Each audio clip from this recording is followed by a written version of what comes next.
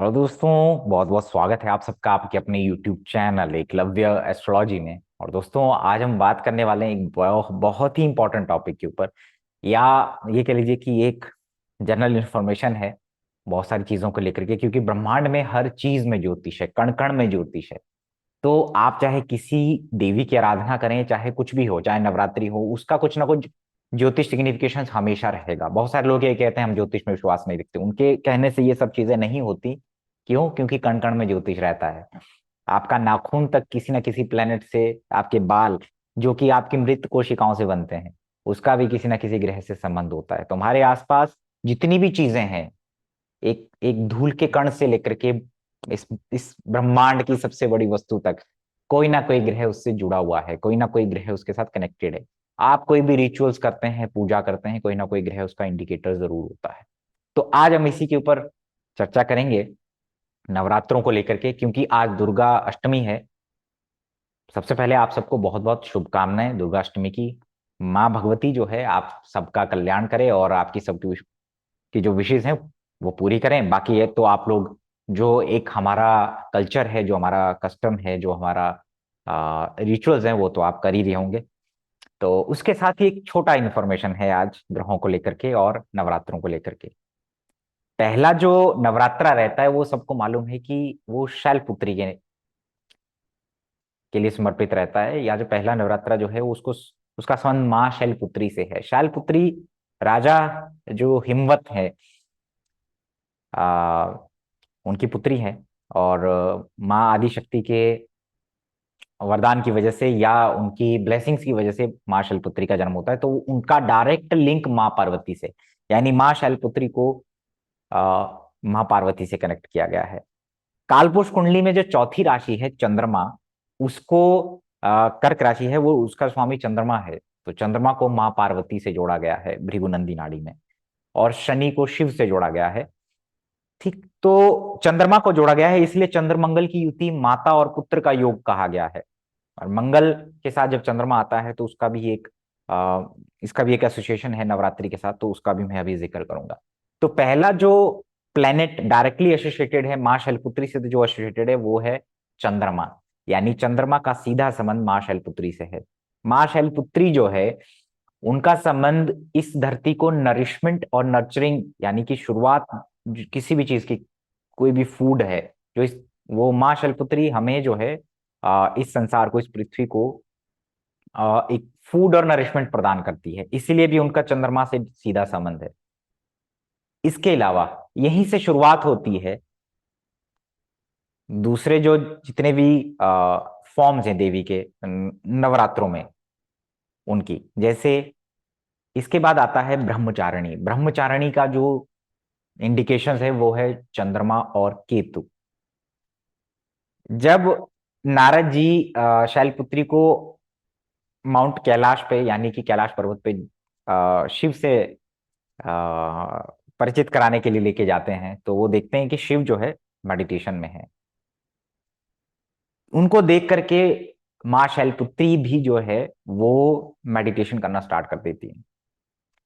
यानी कि वो एक डिवोशन है उनके अंदर, और वो मेडिटेटिव स्टेट में चले जाती हैं, और बहुत समय तक वो फास्टिंग और वो कुछ खाती भी नहीं है। That is a combination of moon Ketu.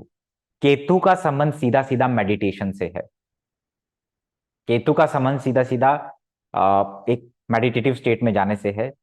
कई समय तक त्याग और पिनंस को रिप्रेजेंट करता है केतु। तो इसलिए जो माँ ब्रह्मचारिणी है, उनका संबंध चंद्रमा केतु से है।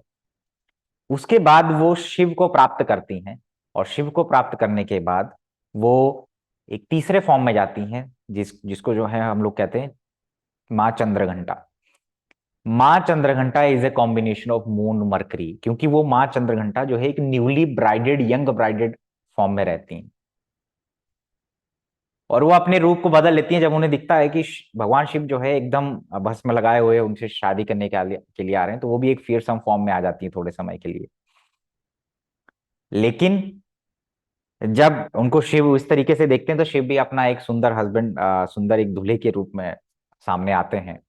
तो माता जो है, माँ चंद्रघंटा जो है, मून मरकरी के कॉम्बिनेशन से एसोसिएटेड है, क्योंकि वो यहाँ पे एक यंग लुकिंग एक ब्राइड के फॉर्म में है।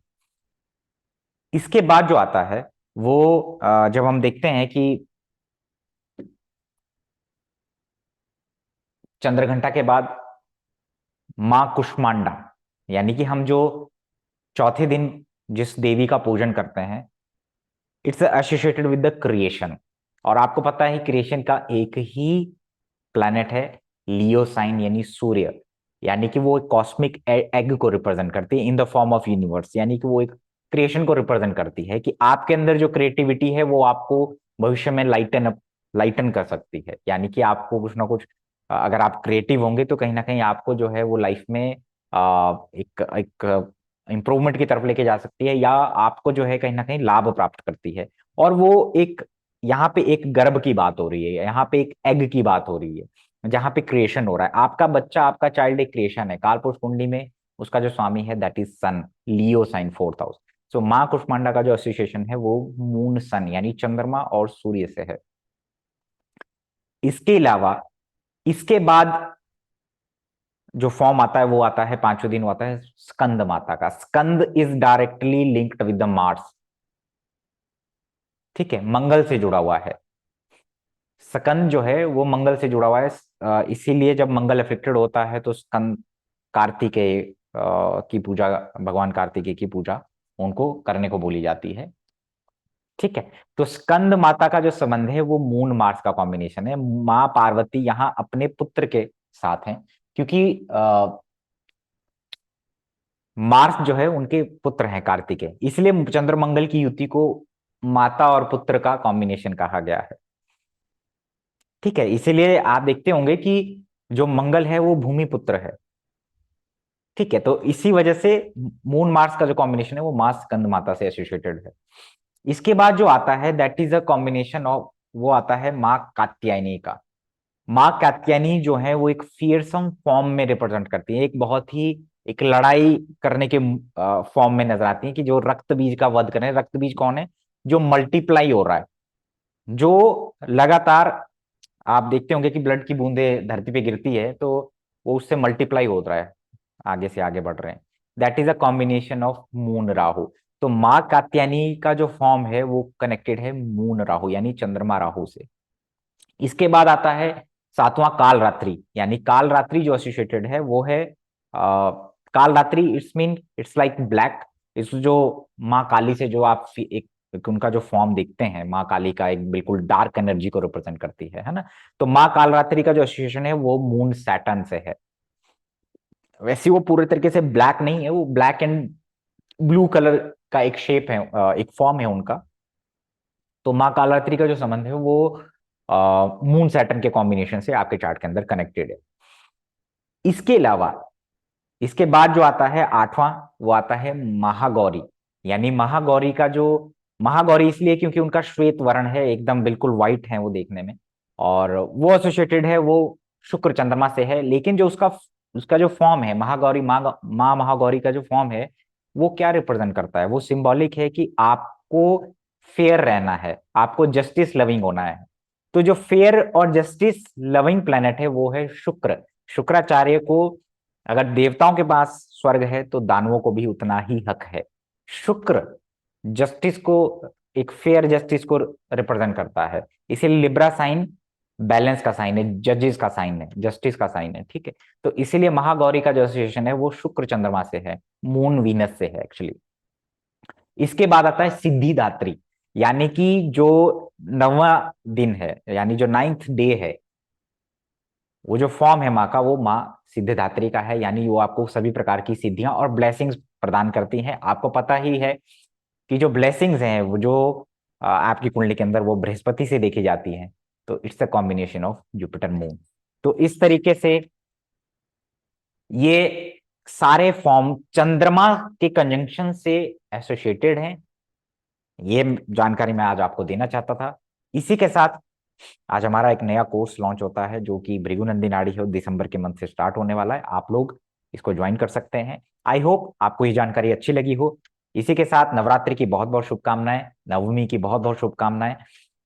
माता रानी, आप माँ भगवती आप सबकी इच्छाओं को पूरा करे। लेता हूं इजाजत। प्रणाम।